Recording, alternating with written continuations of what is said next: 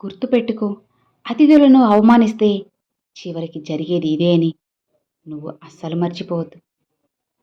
జాగ్రత్తగా వింటే నీకు కూడా అర్థమవుతుంది. ఇది మీ హృదయాలను కదిలించే ఒక అద్భుతమైన కథ. ఇక లేట్ చేయకుండా వీడియోల కథ వెళ్ళిపోదామా? ఒక నగరంలో గొప్ప ధనవంతుడైన వ్యాపారి ఉండేవారు.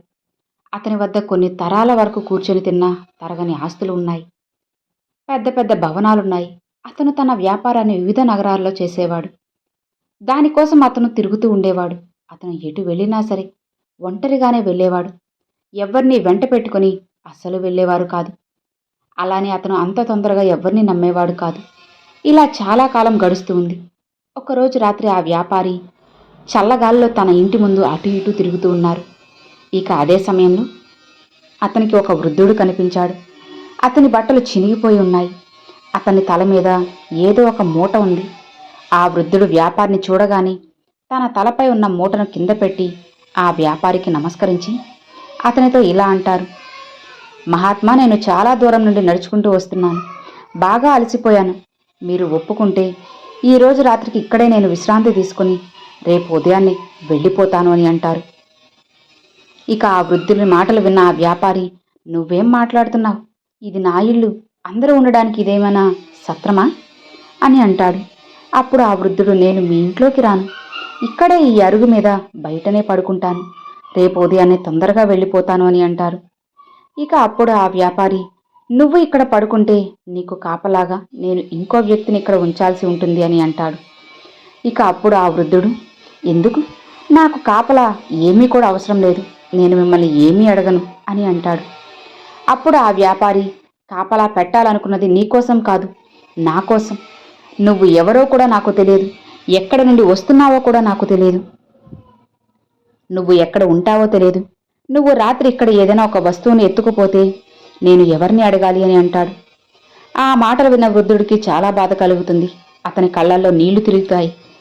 వెంటనే ఆ వ్యాపారికి నమస్కరించి తన మూటను మళ్లీ తన తలపై పెట్టుకుని తన వద్ద నడవడానికి శక్తి లేకపోయినా సరే చుట్టూ దట్టమైన చీకటి ఉన్న ఆ వ్యాపారి అన్న మాటల్ని తలుచుకుంటూ ఇక ఈ నగరంలో ఎవరిని కూడా ఆశ్రయం అడగను అని నిశ్చయించుకొని తన శక్తినంతా కూడగట్టుకుని మిక్కిలి బాధతో ఆ నగరాన్ని దాటి వెళ్ళిపోతాడు. ఇలా చాలా సమయం గడిచిపోయింది. ఇక ఒకరోజు వ్యాపారం పని మీద ఆ వ్యాపారి వేరే నగరానికి ఒంటరిగా బయలుదేరాడు. అతను వేరే నగరానికి చేరుకోవాలంటే ఆ అడవిని దాటాలి. అతను అడవిలోకి ప్రవేశించాడు. అదే సమయంలో పెద్ద గాలివాన వచ్చి అడవిలో చాలా చెట్లు విరిగి పడిపోయాయి. విపరీతమైన గాలి వస్తుంది. ఆ వ్యాపారి దట్టమైన అడవి లోపలికి ప్రవేశించి నగరానికి వెళ్లే దారి తప్పిపోయాడు. ఇక అతనికి ఎటు చూసినా సరే ఒకే విధంగా అనిపిస్తుంది. ఎటు వెళ్లాలో అతనికి అస్సలు అర్థం కాలేదు. ఇక చీకటి పడిపోయింది. మరోవైపు విపరీతమైన వర్షం. అతనికి సాయం చేయడానికి అక్కడ ఎవ్వరూ లేరు. అతనికి చాలా భయం కలిగింది. ఇక ఒక పెద్ద చెట్టు కింద కూర్చున్నాడు. అలా కొద్దిసేపటికి ఉరుముల శబ్దానికి భయపడి ఆ వ్యాపారి గుర్రం పారిపోయింది. అది చూసి అతనికి ఇంకా బాధ కలిగింది. ఆ వ్యాపారి ఆ గుర్రాన్ని చాలా ధనం పెట్టి కొనుక్కొని దాన్ని ఎంతగానో ప్రేమగా చూసుకున్నాడు. ఎక్కువ సమయాన్ని కూడా ఆ గుర్రంతోనే గడిపేవాడు. అలాంటి గుర్రం ఉరుముల శబ్దానికి భయపడి నన్ను ఒంటరిగా విడిచి ఎటో పారిపోయింది. ఇక నేను ఈ దట్టమైన అడవిని దాటి ఇంటికి ఎలా చేరుకోవాలి అంటూ బాధపడుతూ ఉంటారు.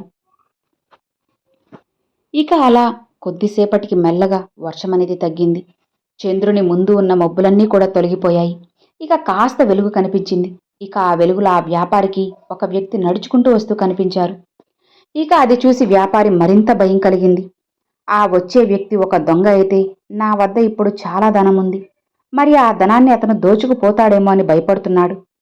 ఆ వ్యక్తి ఆ వ్యాపారి వద్దకు చేరుకొని ఆ వ్యాపారికి నమస్కరించాడు. అది చూసి ఆ వ్యాపారికి భయం తొలగిపోయింది. అతనికి కొంత ధైర్యం వచ్చింది. అప్పుడు ఆ వ్యక్తి, ఏం జరిగింది? అసలు మీరు ఎందుకు ఇలా ఒంటరిగా కూర్చొని బాధపడుతున్నారు అంటూ అడుగుతాడు. అప్పుడు ఆ వ్యాపారి జరిగిందంతా ఆ వ్యక్తికి చెబుతాడు. అది విన్న ఆ వ్యక్తికి అతనిపై దయ కలిగింది. మీరు బాధపడకండి, మా ఇల్లు ఈ అడవిలోనే ఉంది. మీరు నా వెంట రండి అంటూ ఆ వ్యాపారిని తన వెంట పెట్టుకుని తన ఇంటికి చేరుకున్నాడు. అతడిని ఇంటి బయట ఉన్న ఒక గుడిసెలో ఉంచి, మహాత్మా, మాది చాలా చిన్న ఇల్లు. మా ఇంట్లో నా వృద్ధ తల్లిదండ్రులు, నేను ఉంటున్నాను. మీరు ఇక్కడే హాయిగా విశ్రాంతి తీసుకోండి అని అంటాడు. ఇక అప్పుడు ఆ వ్యాపారి, నా గుర్రం ఎటో వెళ్ళిపోయింది. అది మళ్ళీ నాకు లభిస్తుందా అంటూ అడుగుతాడు. ఇక అప్పుడు ఆ వ్యక్తి, మీ గుర్రం గురించి మీరు చింతించకండి. నాకు ఈ అడవి మొత్తం బాగా తెలుసు. తెల్లవారేసరికి నేను మీ గుర్రాన్ని వెతికి తీసుకువస్తాను అని అంటాడు. ఇక కొద్దిసేపటి తర్వాత ఆ వ్యక్తి ఒక గిన్నెలో పాలు తీసుకువచ్చి ఆ వ్యాపారి ముందు పెట్టి, ఇవి మేకపాలు, మీరు తాగండి అని చెబుతాడు. అప్పుడు ఆ వ్యాపారి, మీ వద్ద ఎన్ని మేకలున్నాయంటూ అడుగుతాడు. అప్పుడు ఆ వ్యక్తి, మా వద్ద ఒకే ఒక మేక ఉంది అని అంటాడు. అప్పుడు వ్యాపారి, ఒక మేక కొన్ని పాలను మాత్రమే ఇస్తుంది కదా, మరి మొత్తం పాలను నాకే ఇచ్చేస్తున్నారే అని అంటాడు. అప్పుడు ఆ వ్యక్తి, మా నాన్నగారు చెప్పారు, ఈరోజు పాలు మొత్తం అతిథికే ఇవ్వమన్నారు. మేము ఈరోజు పాలను తాగము అని అంటాడు. అప్పుడు ఆ వ్యాపారి, మీరు మామూలు వ్యక్తులు కాదు, మీరు మహాత్ములు. అతిథులకు ఇంతగా సేవలు చేస్తున్నారు. మీ మేలును నేను ఎప్పటికీ మర్చిపోను అని అంటాడు. ఇలా మాట్లాడుకుంటూ ఆ వ్యాపారి నిద్రలోకి జారుకుంటాడు. ఇక ఆ వ్యక్తి అక్కడి నుండి లేచి ఒక కర్రను తీసుకొని గుర్రాన్ని వెతకడానికి వెళ్తాడు. ఇక అలా అతను రాత్రంతా అడవిలో వెతుకుతూనే ఉంటాడు. చివరికి తెల్లవారే సమయంలో ఆ వ్యాపారి గుర్రం కనిపించింది. ఇక దాన్ని తీసుకువచ్చి ఇంటి ముందు కట్టి ఉంచాడు. ఆ గుర్రం ఇంటికి రాగానే ఆ వ్యక్తి తల్లి దానికి గడ్డిని తినిపిస్తుంది. దానికి స్నానం చేయిస్తూ అన్ని సేవలను చేస్తుంది. ఇక ఉదయం ఆ వ్యాపారి నిద్ర లేచి బయటకు రాగానే అతనికి తన గుర్రం కనిపించింది. వెంటనే ఆ వ్యక్తి వ్యాపారి వద్దకు వచ్చి, మీ గుర్రం లభించింది, ఇక మీరు బాధపడకండి అని అంటాడు. ఇక ఆ వ్యాపారి అతనికి ధన్యవాదములు చెప్పి, నువ్వు నాకు చాలా సాయం చేశావు, నీ రుణం నేను ఎలా తీర్చుకోవాలి అని అంటాడు. ఇక అదే సమయంలో ఆ వృద్ధ తల్లి మళ్ళీ ఒక గిన్నెలో పాలు తీసుకొచ్చి వ్యాపారికి ఇచ్చింది. ఆ పాలను తాగిన ఆ వ్యాపారి, ఇక నేను బయలుదేరే ముందు ఆ వ్యక్తితో నేను ఒక్కసారి మీ నాన్నతో మాట్లాడాలనుకుంటున్నాను అని అంటాడు. ఇక వెంటనే ఆ వ్యక్తి తన తండ్రి వద్దకు వెళ్ళి, నాన్నగారు, మన ఇంటికి వచ్చిన అతిథి మిమ్మల్ని కలిసి మీతో మాట్లాడాలనుకుంటున్నారు అని అంటాడు. అప్పుడు ఆ తండ్రి, ఎందుకు, ఇప్పుడే వెళ్ళిపోతున్నాడా, ఇంకా కొన్ని రోజులు ఇక్కడే ఉండమను అని అంటారు. ఇక అప్పుడు ఆ వ్యక్తి, నాన్నగారు, నేను ఉండమని చాలా చెప్పి చూశాను, కానీ అతను వెళ్తాను అని అంటున్నారు. అతను ఒక్కసారి మీతో మాట్లాడుతారట. అప్పుడు ఆ తండ్రి, అవునా, అయితే అతన్ని జాగ్రత్తగా అడవిని దాటించు, నేను అతన్ని కలవాలనుకోవడం లేదు అని అంటాడు. ఇక తండ్రి మాటలను విన్న ఆ వ్యక్తి ఆశ్చర్యపోయాడు. ఏమీ మాట్లాడకుండా మౌనంగా ఉండిపోయాడు. అప్పుడు ఆ తండ్రి, నాయనా, ఇప్పుడు నువ్వు ఏం ఆలోచిస్తున్నావో నాకు బాగా తెలుసు. నేను ఆ అతిథిని ఎందుకు కలవడం లేదు అనే కదా. నేను ఆయన్ను కలవకపోవడమే నాకు చాలా మంచిది అని అంటాడు. అప్పుడు ఆ కుమారుడు, మరి అతిథికి నేను ఏం చెప్పాలి అంటాడు. నాయనా, మా తండ్రి వృద్ధుడు, ఆయన అనారోగ్యంతో బాధపడుతున్నారు. ఆయనకు నడవడం, కూర్చోవడం చేతకాదు అని చెప్పు అని అంటాడు. అది విన్న కుమారుడు తన తండ్రి సందేశాన్ని ఆ వ్యాపారి వద్దకు వెళ్ళి చెబుతాడు.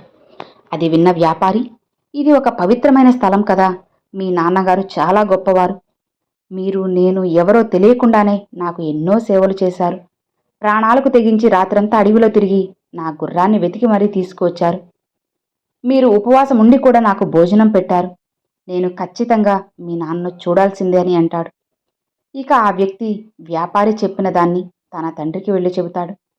ఇక తండ్రి చేసేదేమీ లేక ఒప్పుకున్నాడు.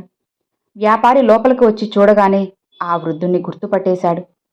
ఈ వృద్ధుడు వేరెవరో కాదు, కొన్ని రోజుల క్రితం వ్యాపారి ఇంటికి వచ్చి ఒక్క రాత్రి ఉంటాను అని ఆశ్రయం అడిగాడు. వ్యాపారి దొంగ అని అక్కడి నుండి పంపించేశాడు. అతన్ని చూడగానే వ్యాపారి రెండు చేతులు నమస్కరించాడు. తాను చేసిన తప్పుని క్షమించమని వేడుకుంటాడు. ఇక అప్పుడు ఆ వృద్ధుడు, మీరు గతాన్ని తలుచుకొని బాధపడతారని నేను మీ ముందుకు రాలేదు అని అంటాడు. అప్పుడు ఆ వ్యాపారి, మహాత్మా, మీది చాలా ఉన్నతమైన వ్యక్తిత్వం, మీలాంటి గొప్పవారిని నేను ఎక్కడా చూడలేదు అంటూ ఆయన పాదాలను పట్టుకుంటాడు. మహాత్మా, మీ ఈ చిన్న ఇల్లు నా పెద్ద పెద్ద భవనాల కన్నా ఎంతో గొప్పది. అన్నిటికన్నా మానవత్వమే చాలా గొప్పదని నాకు ఈరోజు తెలిసింది. సాటి మనిషికి సాయం చేసేవారు ఎంతగా సంతోషపడతారో నాకు స్వయంగా ఈరోజు తెలిసింది. మీరందరూ నా కళ్ళు తెరిపించారు అని అంటాడు. ఇక వృద్ధుని కొడుకు ఆ వ్యాపారిని జాగ్రత్తగా అడవిని దాటించాడు. ఇక అప్పటి నుండి ఆ వ్యాపారి పూర్తిగా మారిపోయాడు. పేదవారికి సాయం చేస్తున్నాడు. ఇంటి ముందుకు వచ్చిన అతిథులకు ఎంతో గౌరవంగా సేవలు చేస్తున్నాడు. ఇలా ఎంతో కాలం ఎంతో కఠినాత్ముడుగా ఉన్న ఆ వ్యాపారి మృదు స్వభావిగా మారిపోయారు. సో చూశారు కదండి, అతిథుల్ని మనం గౌరవిస్తే మనకి కూడా ఖచ్చితంగా గౌరవం అనేది దొరుకుతుంది. ఈ వీడియో మీ అందరికి నచ్చింది అని అనుకుంటున్నాను. నచ్చితే ఒక చిన్న లైక్ చేయండి, మీ ఫ్రెండ్స్ అండ్ ఫ్యామిలీస్కి షేర్ చేయండి. ఫస్ట్గా మన ఛానల్ చూసారు సబ్స్క్రైబ్ చేసి సపోర్ట్ చేయండి ఫ్రెండ్స్. Thanks for watching. ఓం నమ శివాయ. శివాయ నమః.